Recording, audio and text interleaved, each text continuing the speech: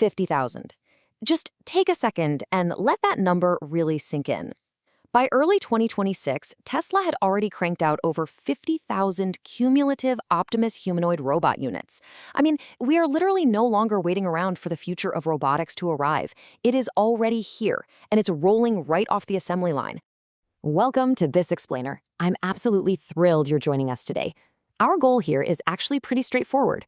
We are going to completely cut through all that sci-fi hype, ignore those terrifying dystopian headlines, and deliver the hard, data-backed realities of what humanoid robots are actually doing on the factory floor, right now, today, in 2026. Okay, let's dive right into this. Here is our roadmap for today. First, the 2026 reality check. Second, robots on the factory floor. Third, the real ROI and costs. Fourth, the employment paradox. And finally, number 5, the deployment playbook. All right, kicking things off with Section 1, the 2026 reality check, or as I like to call it, hype versus reality. You know, there is just this massive gap between what we all see in those carefully staged viral internet videos and what operations managers are actually out there buying. The hype wants us to believe that general-purpose robots are just seamlessly replacing human capabilities everywhere, right? Well, the reality is quite a bit different. The robots being deployed today are strictly operating in highly structured environments. They're performing just 5 to 10 highly specific, very repetitive tasks. So they aren't job replacers, they are task replacers for highly structured shifts at major companies like BMW and Amazon. Let's actually look at the starting lineup for 2026. This head-to-head roster shows the tangible commercial hardware out in the wild. We've got the Figure 03, which is operating under a paid commercial contract for assembly and parts handling. Then there's Abtronics Apollo. It's a 5'8", 160-pound unit doing kit delivery and paid pilots. Think about that. It's basically the exact dimensions of a middleweight boxer. We also have Tesla's Optimus Gen 3 doing high-volume internal material handling, and Hexagon's Aeon, which is a wheeled humanoid doing pilot runs and battery manufacturing. These are the machines that are quite literally reporting for duty today. Moving right along to Section 2, robots on the factory floor. Let's talk about the who and the what. Now, what is truly staggering here is the sheer scale of early adoption. Get this, during a 10-month pilot at the BMW Spartanburg plant, Figure robots assisted in the production of over 30,000 vehicles. They moved over 90,000 parts with a placement accuracy of over 99%. Seriously, 99%. This isn't just some cute lab experiment anymore. This is hardcore, high-volume automotive manufacturing. And when we look across these major deployments, we're seeing humanoid robots really excel at 5 specific tasks. We're talking parts handling, kit delivery, line-side quality inspection, machine tending, and high-voltage battery manufacturing. You might be wondering why these specific tasks. Well, it's because these factory workstations were originally designed around human reach envelopes. It makes so much more economic sense to just drop a human-shaped robot into these existing spaces than to totally tear down and redesign a legacy facility for traditional automation. But how are they actually learning to do all this? Well, the real bottleneck in 2026 isn't the physical hardware anymore. It's training data. Take BMW's Aeon Pilot, for example. They use something called teleoperation-driven imitation learning. Basically, a human operator performs a task wearing data gloves, and the robot just watches and learns from it. And the crazy part? It only takes about 20 human demonstrations for the robot to completely master a task and operate entirely autonomously. That is a massive, game-changing acceleration in deployment speed. Which brings us perfectly to Section 3, the real ROI and costs. This is where the math gets incredibly real. $25. That is the amortized hourly cost for a Figure 03 robot as a service at BMW. Now contrast that with fully loaded human warehouse or factory wages. Those often hover anywhere between $22 and $28 an hour. And that's before you even factor in turnover, workers' comp, or the simple fact that robots don't need to take coffee breaks. When you put it like that, you can totally see why CFOs everywhere are paying very, very close attention. Let's break down these financial realities just a little bit further. The annual cost of a human worker is roughly $55,000 to $70,000. But the amortized annual hardware cost of a Tesla Optimus or a Figure 02, it is significantly lower.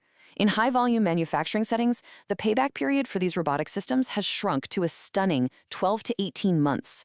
That's a return on investment that's almost impossible to ignore. But actually, hold on a second. The crucial point here is that you can't just look at the raw hardware cost. Those glossy sales brochures, yeah, they usually gloss right over the massive hidden fees of integration. You absolutely have to budget heavily for things like facility modifications, enterprise software integration, which, by the way, can run up to $500,000 on its own, ongoing AI software licensing, and you still need human supervisors, usually about one for every 5 to 10 robots when you're first starting out. All right, let's tackle the elephant in the room. Section 4, the employment paradox. Will robots take your job? It is the million-dollar question, right? Everyone is asking it, but to answer it accurately, we really have to zoom out and look at the broader global workforce trends, because the reality is so much more nuanced than just a simple yes or no. Consider this number for a moment, 1,220. That is South Korea's record-breaking robot density. They have 1,220 robots for every 10,000 manufacturing workers. It makes them the most automated manufacturing economy in the entire world. But here's the kicker. Despite this massive level of automation, they maintain highly stable manufacturing employment. The industry there hasn't collapsed at all. But we have to look at the other side of the coin and contrast that with China. South Korea has stable employment because they're strategically using robots to fill a structural skills shortage in their semiconductor industry. China, on the other hand, saw a massive surge in robot density that directly coincided with the loss of over 30 million manufacturing jobs since 2013. Impartially speaking, the data shows us that whether automation displaces workers highly depends on local labor market structures, demographics, and whether a country has the infrastructure to upskill its people. And this brilliantly illustrates the global picture from the World Economic Forum's 2025 report. They project a massive 170 million new jobs will be created by automation and AI globally by 2030, compared to 92 million roles that will be displaced. So overall, that is a net gain of 78 million jobs. However, while the overall net is positive, we can't ignore that this transition specifically hurts older workers in repetitive, fixed-sequence assembly roles who face some pretty steep challenges when it comes to retraining. Now, here in the US, the immediate headache isn't even job displacement. It's this number, 409,000. That was the number of entirely unfilled US manufacturing positions recently recorded in just a single month. The overarching issue right now isn't a lack of jobs. It's a massive structural skills gap. Manufacturers simply cannot find the human workers they need for these advanced roles. Finally, let's move to Section 5, the deployment playbook. What exactly should you do now? If you're a business leader gearing up for a deployment, here is a precise 4-quarter roadmap to safely bring humanoids into an existing facility. In quarter 1, you conduct a workstation readiness audit to find the tasks with the absolute best ROI. In quarter 2, run a single unit pilot using that imitation learning we talked about.